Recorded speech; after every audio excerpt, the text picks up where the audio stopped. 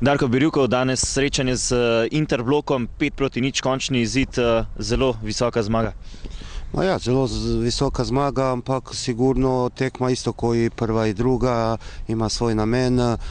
Mi smo u jednom ciklusu treniranja, vemo za kaj igramo tekme i še enkrat ponavljam, isto ko za prve dve tekme, tekma je dosegla svoj namen.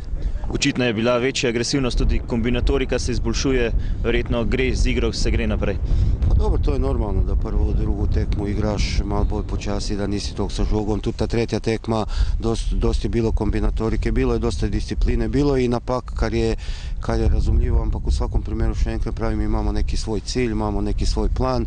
Ta tekma je prošla planirano i svi smo veseli da je tu realizacija se izboljšala i da smo na koncu zmagali, jer svaka tekma je pomembna.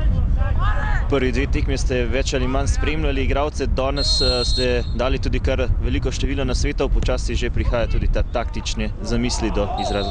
Pa dobro, se pravim, to je tretji tjedan od kad smo začeli trenirati, normalno da je razlika med prvim i tretim tednom. Neke stvari prihajaju u ospredje in še enkrat pravim, mi imamo svoj začrtani pot, ta tekma je prišla glih prav, fantje su se istrčali, fantje su popravili neke stvari kad se tiče taktičke discipline, še veliko tu šteka in še enkrat pravim, tekma je dosegla svoj namen. Prestopni rok je več ali manj končan, nekje je še odprt, sicer pa večinoma končan. Kako ste zadovoljni s kadrom, ki ga boste imeli na voljo v spomladanskem delu sezone?